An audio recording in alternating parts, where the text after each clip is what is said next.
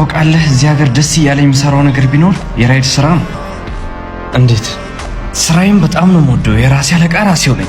ማንም ለኔ ምንም ሊያዘኝ አይችልም። በስተግራ ታጠፍ። እሺ።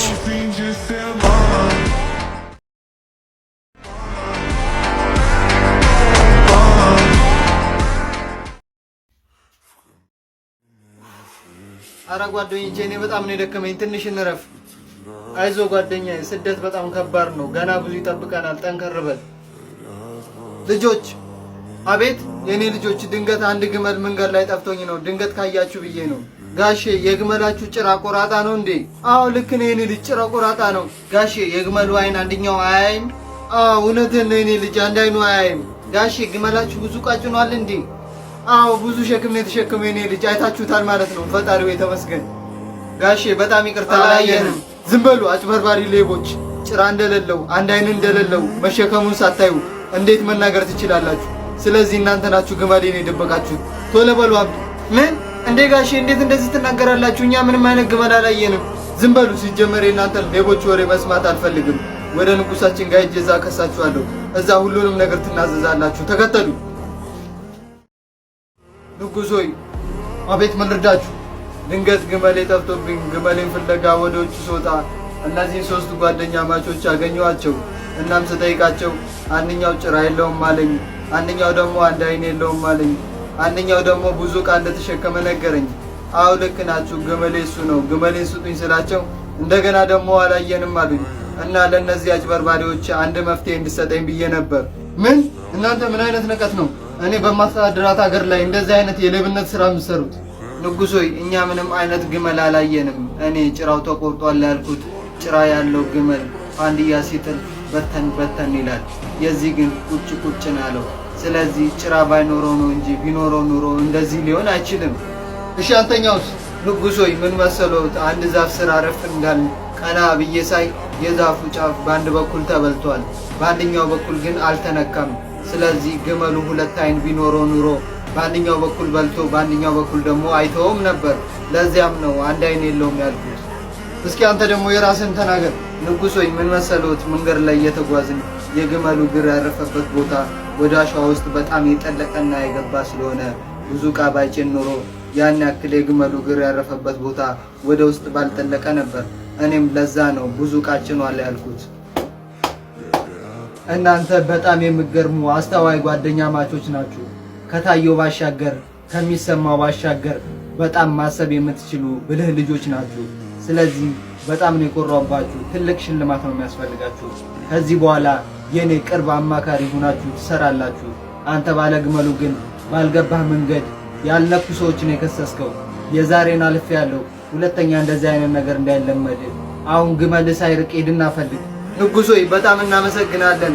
ለእነዚህ ሰውዬ ግን ለወደፊቱ ከጠቀማቸው አንድ ነገር መናገር እፈልጋለሁ። ጋሼ ሁሉ ሰው ውደዱ። በቃል የተሰበረ በመረቅ አይድንምና ለምትናገሩት ቃላት በጣም ተጠንቀቁ። አሁን መሄድ ትችላላችሁ።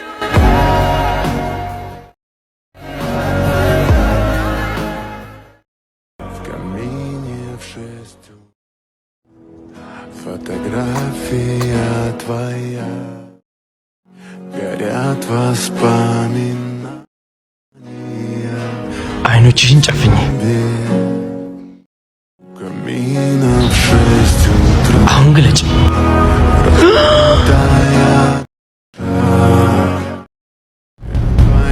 ክፍት አይደል እንዴ? ሰርፕራይዝ መሆኑ ነው። ሳትደውልኝ ጓደኛዬ ዛሬ አታምነኝም። ቤት ድረስ የወደፊት የትዳር አጋሪ ይዤ ልመጥቻለሁ። አትቀልድ። የታለች ወዴ?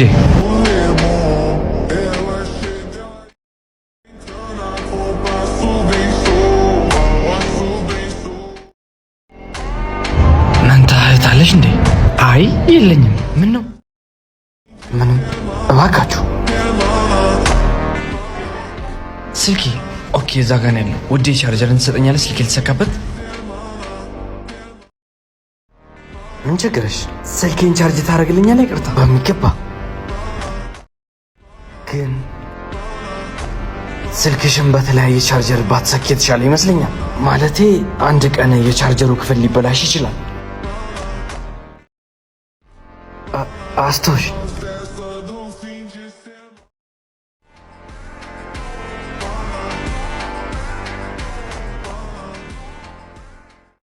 ለዚህ ነው ያልከፈልነው መስዋዕትነት የለም። መኮረኒ ተወርውሮብና ጀርባችንን በካሮት ተወቅተናል። ይገርማል። ጀርቤን በካሮት የተወጎትን በፓስታ ነው የተሰፉትና ስጎ ስሰራ ስቲል ነው አሁን ድረስ ይተዘጠዘኛል ፓስታ። ዋው የሚገርም ነው። እና ለዚህ ክብር የሌላችሁ ሰዎች አሉና ለነሱ ምን አይነት መልእክት ማስተላለፍ ትፈልጋለህ? አሁን እንደዚህ አይነት ሰዎች ከመጥበሻ ጋር ስትውል ሲያዩ ምናምን ሊነቁ ይፈልጋሉ። እኔ ለእንደዚህ አይነት ሰዎች መልእክቴን ቀጥታ ሲሆን በግጥም መልኩ ባስተላልፍ ነው ደስ የሚለኝ። እስቲ እባክህ ደስ ይለናል እባክህ። ሽንኩርት ስከትፍ ባለቀስኩትን ባይሰራውትን ሾርባ ሲጠጡት ዋሉና አለበሱኝ ካባ የሰጡኝን ካባ ወዲያው ሸጥኩትና ገዛውበት ጣባ። አመሰግናለሁ። ይገርማል። የኩሽናው ግጥም ብዬዋለሁ። ይሄን ግጥም እና አንተ ወደዚህ ሙያ እንዴት ልገባ ቻልክ? ያው እኔ ወደዚህ ሙያ የገባሁት በሁለተኛው የዓለም ጦርነት ጊዜ ለጀርመን ወታደሮች ሽሮ ፍትፍት በአብሳይነት ነበርና ለጀርመን ወታደሮች የኔ ሽሮ ፍትፍት ከመብላት አልፈው የፊንላንድ ወታደሮችን እያጎረሱ ይማርኳቸው ነበርና ያልጎረሱት ያልተማረኩት የፊንላንድ ወታደሮች ጎርሰን እንሙት እያሉ መሳሪያቸውን እየጣሉ እየጎረሱ ሲማረኩ ሳይ እንደ አንድ ሼፍ የሰው ልጅ በሆዱ መገመቱ በቃ አልቻልኩምና ማመልከቻዬን አስገባው። ወፍጮ ቤቱ ታሽጓል የሚል ማመልከቻ አስገባው ለጀርመን መንግስት። ወዲያው መልቀቄን ተቀበልኩ። ቀጥታ ከጀርመን ጣሊያን በአንድ ገባው። በሁለት መነን ይሳቅ ከምትባል ባለቤቴ ጋር ተዋወቅን። ያን ይላሉ ከሷ ጋር ተዋደድን፣ ተጋባና ሬስቶራንታችንን ከፈትን። ይገርማል። እዛ ሬስቶራንት በተደጋጋሚ አዘውትሮ ሊዮናርዶ ዳቪንቺ የሚባል ሰው ይመጣ ነበርና እኔ ምግባችንን ወዶት ነበር የሚመስለኝ። እሱ ግን ሚስቴን ነበር የሚያየው። ያያታል ሄዶ ይስላል። ከዛ ሙሉ ነገሯን ጨርሶ ቅድቧን ላይ ሲመጣ እሷ ሞታለች። ያቅ የሚያሳዝነው ችግር የለውም እረዳለሁ። ከዛ ያዘነ መስሎ ምናምን መቃብሯን ቆፍሮ ምናምን ቅንድቧን ላይ ሞከረ ምናምን አልቻለም።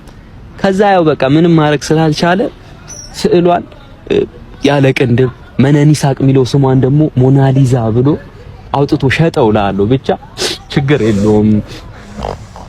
ይሄው የኔ ፍቅር ምንድነው ይሄ? 30 ደረቅ እንጀራ አማርኛ አልሽ? ወጡስ? ስለ ወጡ አልተነጋገርም። እኔ ደረቅ እንጀራ አማረኝ ስል ወጡ መሙላት ያንተ ኃላፊነት ነው። የጎደልን የሚሞላ ፈጣሪ ብቻ ነው። ይሄንንም የመስሪያ ቤት ጓደኞችን የዝን አንዳንድ እንጀራ አምጡልኝ ብዬ ነው ተቀብዬ መጣሁ እንጂ በእኛ ኑሮ 30 ደረቅ እንጀራ ላመጣልሽ ደፋር። እንደ ሚኒስቴር በሞተረኛ ነው ታጅቤ መጣሁት አይደል?